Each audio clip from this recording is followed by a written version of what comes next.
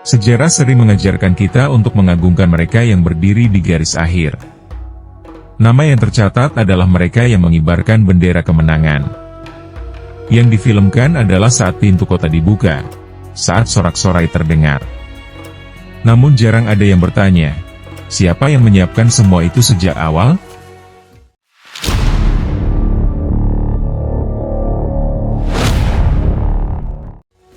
Hari ini, kita membahas seorang pemimpin visioner dalam sejarah Islam, yang namanya jarang dielu-elukan, tapi tanpanya, kemenangan besar mungkin tak pernah terjadi. Namanya Nuruddin Zanki. Nuruddin Zanki berasal dari dinasti Zankiyah, sebuah dinasti Muslim Sunni, yang berkuasa di wilayah Syam dan Mesopotamia Utara. Ia memerintah sebagai sultan dari tahun 1146 hingga 1174 Masehi, dengan pusat kekuasaan di Aleppo dan Damaskus, dua kota kunci dalam menghadapi perang salib. Dinasti Zankiyah didirikan oleh ayahnya, Imaduddin Zanki, seorang pemimpin militer besar. Namun justru di tangan Nuruddin Zanki, dinasti ini mencapai puncak kepemimpinan moral dan visionernya. Kita mundur ke abad ke-12. Dunia Islam terpecah, saling curiga, dan lelah oleh konflik internal. Sementara itu, perang salib telah menguasai kota-kota penting. Yerusalem berada di tangan musuh. Banyak penguasa saat itu sibuk menjaga istana, bukan menyatukan umat. Sultan Nuruddin Zanki memilih jalan berbeda.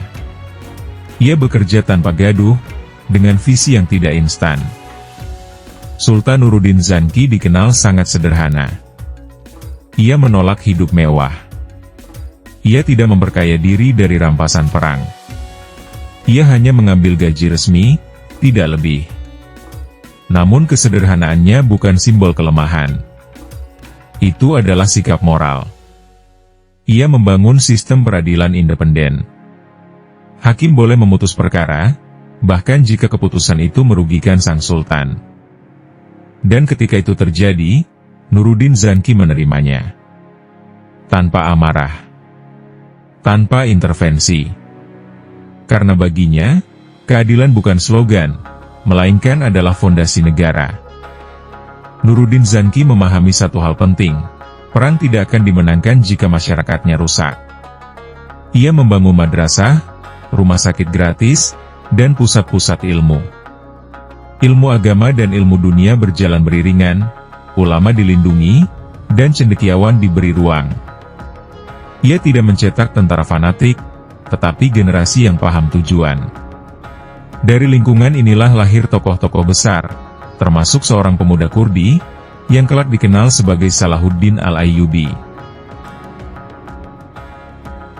Inilah salah satu sikap paling visioner dari sang sultan. Suatu hari, Nuruddin Zanki memerintahkan para pengrajin terbaik, membuat sebuah mimbar kayu yang indah. Mimbar ini bukan untuk Damaskus, bukan untuk Aleppo, melainkan untuk Masjid Al-Aqsa di Yerusalem. Masalahnya satu, Yerusalem belum dibebaskan. Kota itu masih dikuasai musuh. Bagi banyak orang, ini terdengar mustahil, terlalu optimis, bahkan terlalu jauh. Namun bagi Nuruddin Zanki, ini bukan mimpi kosong. Ini adalah doa yang diwujudkan dalam persiapan.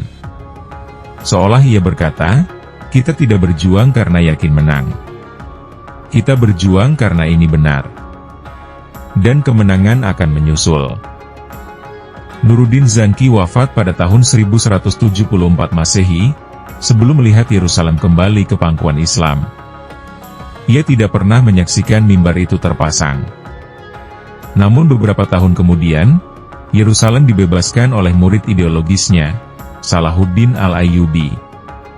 Dan mimbar yang dipesan Sultan Nuruddin Zanki, akhirnya berdiri di Masjid Al-Aqsa. Visi seorang pemimpin, yang ditunaikan oleh generasi setelahnya. Inilah makna kepemimpinan visioner. Tidak selalu tentang apa yang bisa dicapai sekarang, melainkan apa yang bisa diwariskan setelah tiada. Dan tidak semua pemimpin ditakdirkan menikmati hasil perjuangannya. Sebagian ditakdirkan menanam pohon, agar orang lain bisa berteduh. Dan itu bukan kegagalan. Itu adalah puncak keikhlasan. Sejarah mungkin lebih sering mengingat penakluk. Namun peradaban berdiri di atas visi mereka yang bekerja dalam senyap. Nuruddin Zanki mengajarkan kita bahwa pemimpin sejati bekerja untuk masa depan, meski namanya tak selalu disebut.